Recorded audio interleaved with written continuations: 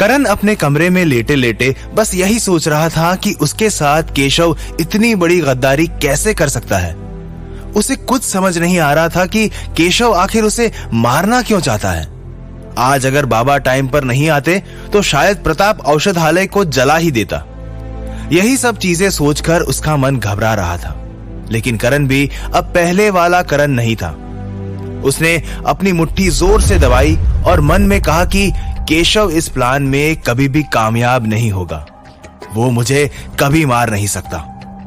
इधर केशव प्रताप की सारी बातें सुनकर उसको हिम्मत देते हुए कहता है, प्रताप तुम अब चिंता छोड़ दो, जाओ, अब कोई भी तुम्हारे रास्ते में नहीं आएगा। आज उस 823 की दुनिया में 6 करोड़ जेन्युइन गेमर्स हैं। यह हर गेम फेयर ही नहीं, सेफ भी। करण को खत्म करके ही लौटना। केशव की बात सुनकर प्रताप गुस्से में फिर से औषधालय के पास पहुंच जाता है। उसे औषधालय का दरवाजा खुला ही दिखाई देता है। वो दरवाजा खुला देखकर समझता है कि करण अंदर ही है। वो फटाफट औषधालय से थोड़ी दूरी पर पेड़ के पास जाता है और वहां जाकर अपने आदमियों से कहता है, तुम लोग जल्दी से आ जाओ, रास्ता एकदम क्लियर है। पूरे औषधालय पर सारा तेल डाल दो। आज वो करण किसी भी हालत में नहीं बचना चाहिए। प्रताप अपनी बात पूरी कर पाता कि उन 2 आदमियों में से एक आदमी झट से बोल पड़ता है, कोई फायदा नहीं है अब उस्ताद, पूरा तेल और मेहनत बेकार जाएगी। उस आदमी की बात सुनकर प्रताप सोच में पड़ गया।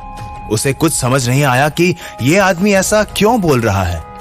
वो अपना चेहरा बनाते हुए कहता है, क्यों, कोई फायदा नहीं है का क्या मतलब है? मैंने तुम्हें डबल कीमत देने का कहा है ना, फिर क्या हुआ तुम्हें?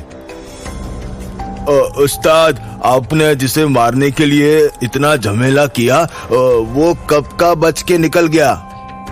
प्रताप की बात सुनकर वो दूसरा आदमी कहता है, क्या बच के निकल गया? कहां बच के निकल गया? क्या कहना चाहते हो तुम? साफ साफ कहो। प्रताप गुस्सा करते हुए उन आदमियों से कहता है।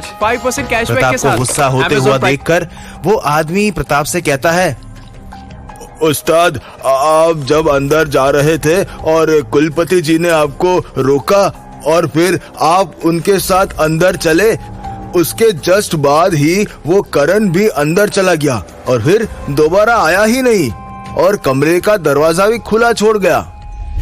उन आदमियों की बात सुनकर प्रताप चौंक गया। उसे ये बात सुनकर बहुत बड़ा झटका लगा था। उसे इस बात का ज्यादा बुरा नहीं लगा था कि करण बच गया, बल्कि इस बात का बुरा लग रहा था कि अब वो वापस मास्टर केशव से जाकर क्या कहेगा। दूसरी बार भी मिशन फेल हो गया। मास्टर केशव अगर ये बात सुनेंगे तो मेरी हालत खराब कर देंगे। लेकिन मैं अभी क्या करूं? पहले कुलपति जी आ गए और अब वो मूर्ख करण ही चला गया। प्रताप के जहन में कई चीजें एक साथ चलने लगी थी। तभी वो उदास होते हुए अपने आदमियों से कहता है, ठीक है, कोई बात नहीं, अगली बार देखेंगे। तुम भी ये बात यहीं पर दफन कर दो और कल मैं आऊंगा तो तुम्हारी कीमत चुका दूंगा। अभी जाओ तुम और इस तेल को औषधालय के पीछे झाड़ियों में छुपा दो। औषधालय कुलपति जी के घर से अलग थोड़ी दूरी पर था। प्रताप के कहने पर वो आदमी चुपचाप तेल के डिब्बों को औषधालय के पीछे झाड़ियों में छुपाकर अपने अपने घर चले जाते हैं। प्रताप अब वहीं पर खड़ा हुआ था। उसे कुछ सूझ नहीं रहा था कि मास्टर केशव को अब ये बात कैसे बताए कि इस बार भी मिशन फेल हो गया। वो हिम्मत करके थोड़ी दूर चलता और फिर रुक जाता और थोड़ी दूर चलता और फिर रुक जाता। ऐसा ही वो 4-5 बार चलते चलते रुका। वो पसीने से भीग चुका था। चिंता की लकीरें उसके माथे पर साफ दिखाई दे रही थी।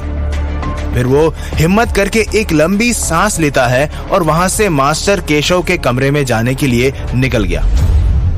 इधर करण अपने कमरे में लेटा लेटा यही सोच रहा था कि वो केशव और उसके साथियों के प्लान को कभी भी सक्सेसफुल नहीं होने देगा और उसे कुछ तो करना ही होगा। लेकिन क्या? ये बात उसे समझ में नहीं आ रही थी। करण अभी किसी भी तरह का पंगा नहीं चाहता था। क्योंकि वो अभी औषधियों की नई स्किल सीखने पर फोकस किया हुआ था। लेकिन फिर औषधालय पर खतरा तो उसके पूरे लाइफ की कमाई पर खतरा था। और अपने कमरे में लेटा करण इस बात से परेशान करवटें बदल रहा था और मन ही मन कुछ प्लान भी बना रहा था। इधर केशव अपने कमरे में चक्कर लगा रहा था। वो प्रताप के आने का इंतजार कर रहा था। वो जिस तरफ चक्कर लगाता उस दीवार पर जोरदार पंच मारता। ऐसा करते करते उसके सब्र का बांध टूट गया। वो अब खुद ही वहां से जाने वाला था कि दरवाजे पर प्रताप आकर रुक गया। जैसे ही उसकी नजर प्रताप पर पड़ी तो वो फटाफट दौड़ते हुए उसके पास गया और बोला, क्या हुआ प्रताप, मिशन कामयाब हो गया ना? जला दिया ना उस करण को औषधालय के साथ? चलो चलते हैं देखने। केशव अपनी बात पूरी कर पाता कि प्रताप उसकी बात को काटते हुए उदास मन से कहता है, नहीं मास्टर, वहां जाने से कुछ फायदा नहीं है।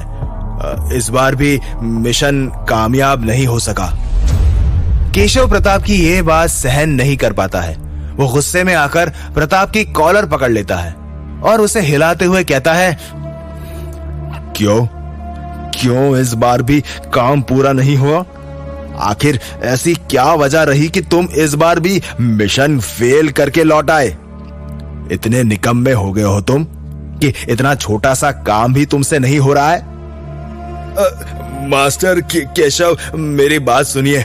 मैं जब दूसरी बार गया तो वो इडियट करण वहां से जा चुका था। वो औषधालय में नहीं था तो कैसे मिशन को अंजाम देता? मुझे उन आदमियों ने बताया कि जब पहली बार कुलपति जी वहां आ गए थे और मैं बहाना बनाकर उनके साथ वहां से आ गया था, तो जैसे ही वो तुम्हारे कमरे में आया तो पीछे पीछे करण भी अपने कमरे में चला गया। प्रताप केशव से अपनी कॉलर छुड़ाकर उसको शांत करते हुए कहता है, सब किस्मत की बात है। उस निकम्मे को मारना हमारी किस्मत में ही नहीं है। वो ऐसे ही हमारा खून पीता रहेगा और हम कुछ नहीं कर सकते।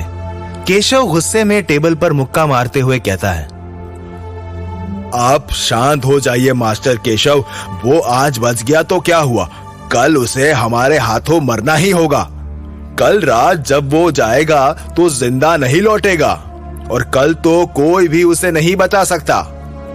प्रताप केशव को समझाते हुए कहता है, मुझे अब कुछ भी नहीं सुनना है प्रताप। मैं ये जिम्मेदारी अब तुम्हें सौंपता हूं। अगर कल रात वो औषधालय में जाता है तो उसे खत्म करने की चिंता तुम्हें होनी चाहिए। केशव प्रताप को ऑर्डर करते हुए कहता है। केशव नफरत की आग में जल रहा था। उसके दिमाग में करण को मारने के अलावा कुछ नहीं आता था। वो जानता था कि जो वो कर रहा, केशव इतना बड़ा छल उसके साथ कैसे कर सकता है। जैसे जैसे वक्त करवट ले रहा था, वो भी अपने बिस्तर पर इधर उधर करवटें ले रहा था। देखते ही देखते सुबह का सूरज अपनी गति से निकल पड़ा था। कुलपति जी रोजाना की तरह ही अपने बगीचे में पौधों को पानी दे रहे थे कि उनकी पत्नी उनके पास आकर कहती है, सुनिए, जब से बहू अपने मायके गई है तब से हमने घर में कोई भी फंक्शन नहीं किया।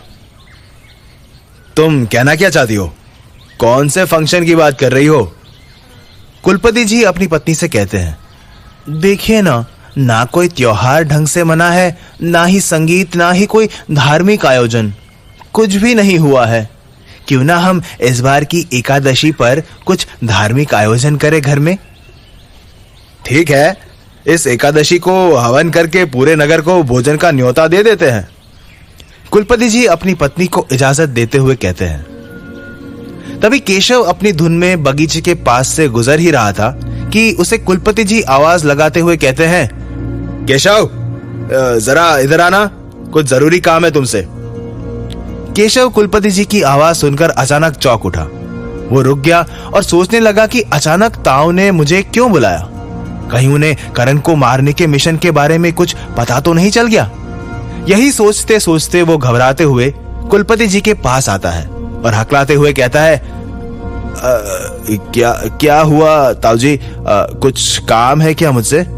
केशव की बात सुनकर कुलपति जी उसे देखते हुए आवाज में वजन लाते हुए कहते हैं, क्या हुआ केशव, इतने घबराए हुए क्यों लग रहे हो? वो कुछ नहीं ताऊ जी, ऐसे ही अभी सुबह सुबह दौड़ते हुए कसरत करके आ रहा हूं ना, इसीलिए। केशव झूठ बोलते हुए कुलपति जी से कहता है। केशव की बात सुनकर कुलपति जी अपने चेहरे पर कुछ अलग भाव लाते हुए कहते हैं, लेकिन तुम तो अभी घर के अंदर से आ रहे हो ना। लेकिन खैर छोड़ो, मुझे तुमसे एक बात करनी है। क्या बात करनी है ताऊ जी? केशव हकलाते हुए कहता है। तभी कुलपति जी करण की मां को वहां से जाने के लिए कहता है। करण की मां कुलपति जी के कहने पर वहां से चली जाती है। अब केशव और भी ज्यादा घबराने लगता है कि ऐसी क्या बात है जो ताऊ जी ने ताई के सामने नहीं बताई। उसे ऐसा अब लग चुका था कि पक्का ताऊ जी को मिशन वाली बात पता चल गई। उसका शरीर पसीने से भीग चुका था। वो कुछ बोलता उससे पहले करण बगीचे में आते हुए अपने बाबा से कहता है, बाबा, मुझे आपसे एक जरूरी बात करनी है। करण की बात सुनकर केशव और भी ज्यादा घबरा गया था कि पहले कुलपति जी ने उसे एक जरूरी बात करने के लिए बुलाया और अब करण कुलपति जी से एक जरूरी बात बताने जा रहा है। केशव की मुश्किलें बहुत बढ़ रही थी। आखिर क्या होगा अब आगे? कुलपति जी से करण क्या जरूरी बात करेगा?